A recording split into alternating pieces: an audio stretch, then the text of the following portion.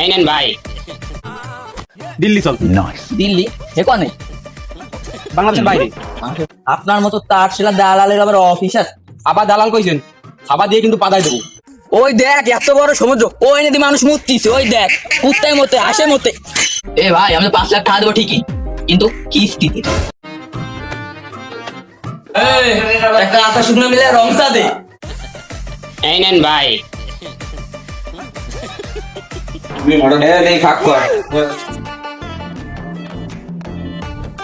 আমার একটা ফোন আইছে।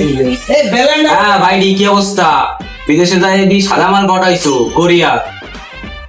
ইনকাম কত তোমার? $200 মিলিয়ন। বাবা যাক ভালো। আচ্ছা তোমার সাথে পরে কথা বলবো। ভাই একটা পান দে। 2 মাসের বাকির টাকা এখনো বাকি আছে, আপনার বাজেটের বাইরে পান, ভাগেন এনতে। আমি বাকির টাকা দিই না কে জানো? আমি বাকির টাকা দিলে তুই চলতে পারবি না। আমার বাকি দিলে আজকে তুই বিদেশ যাইতে পারতি, তোর বিদেশ নিয়ে যাইতাম। বুঝবি আর সময় হইলে। বলো কয় কি ও নাই সবারই বিদেশ পাঠায়, আমারও কি করা লাগে। দালালে দালালে দালালে দাঁড়া দাঁড়া দাঁড়া দাঁড়া এ দাঁড়া। হালার ফল আমি ল্যাংড হয়ে যাবো প্যান্টুর কানুকে দেখ। আর সাত কেইছে ক। এ দালাল আমি বিদেশ যাবো। খাবার দিয়ে কিডনি ড্যামেজ করে দেবো। দালাল বাদ দিয়ে কথা ক কি কবো?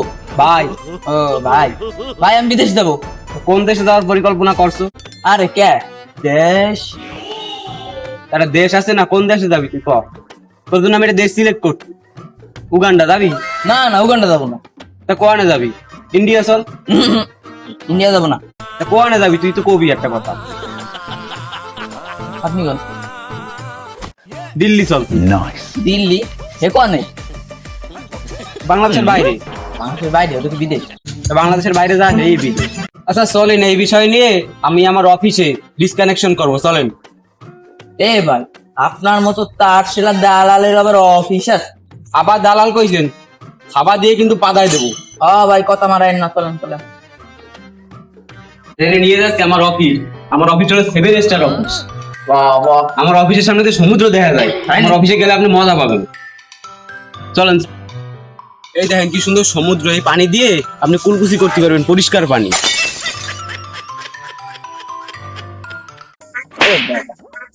ওরে মাউয়ার পো, ওই দেখ এত বড় সমুদ্র, ওই নদী মানুষ মুততিছে, ওই দেখ কুত্তায় মতে আসে মতে।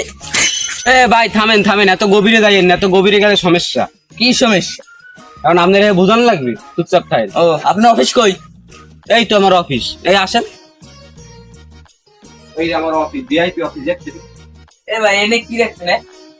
এই দেখতে কইতাম যে আপনি দেখতে আছেন। ভাই বসেন বসেন।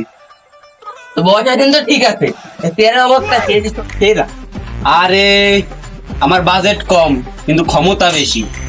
তা আপনি প্রক্রিয়া শুরু করেন। আচ্ছা এই যে এই বইটার মাধ্যমে আমি আপনার গোয়া মারবো। কি কর গোয়া? আরে না, মানে আপনার দোয়া নিয়ে আপনার বিদেশে পাঠাবো। ও তাই?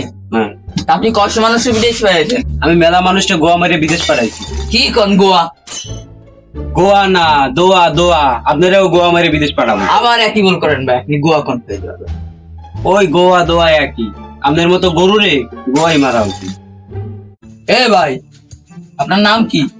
আপনি আমার নাম জানেন না? না আপনি আমার নাম জানেন না? না। আমার নাম দুন্দু। কি ধন্দু? দুন্দু দুন্দু ধন্দু উচ্চারণ করতে পারেন না, এই জন্যই আপনি গরু। আমার নাম দুন্দু, ভালো মতো কন। আচ্ছা ভাই, বন্ধু দালাল। আচ্ছা বাদ দেন। আপনার নাম কি? আপনার নামে ভিসায় লেখা লাগবে। আপনার নাম কি? আমার নাম মালদা। মালখোর? মালদা। ওই তো মালখোর। এই, কলমটা ব্যাড, আপনার কি কানে সমস্যা? কইছি না মালদা মালদা। ভাই আপনার ভিসা ভিসা সব রেডি হয়ে গেছে, এখন 5 লাখ টাকা দেন। এ ভাই আমি তো 5 লাখ টাকা দেবো ঠিকই, কিন্তু কিস্তিতে। এটা কোনো কথা? আমি এতক্ষণ ধরে গেজাইছি, এখন আপনি কিস্তিতে টাকা দেন, কিস্তি থেকে ভিসা বেচা হয়? এ ভাই দাঁড়ান, মাইকে জানি কি কয়। সোনাপাড়া নিবাসী একটি শোক সংবাদ। সোনাপাড়া নিবাসী একটি শোক সংবাদ। বিদেশে যেয়ে হারিয়ে গিয়েছে একজন ব্যক্তি, তার নাম কাসরা মোল্লা। কাসরা মোল্লা তার দালাল হিসেবে ছিল আপনাদেরই চেনা অভিভাবক, আপনাদেরই প্রিয় অভিভাবক, আপনাদেরই চেনা নায়ক দুন্দু দালাল। আপনারা যার কাছ থেকে এখনো তার কাছ থেকে যদি আপনারা ভিসা নিয়ে থাকেন তাহলে বড় আকারের বাস খেতে চলেছেন। তাই দয়া করে তাকে আইনের শৃঙ্খলায় হাতে আনার তৌফিক দান করুন, আমিন। এ ভাই জান কই? ওরে বেটা যাও কই তুই?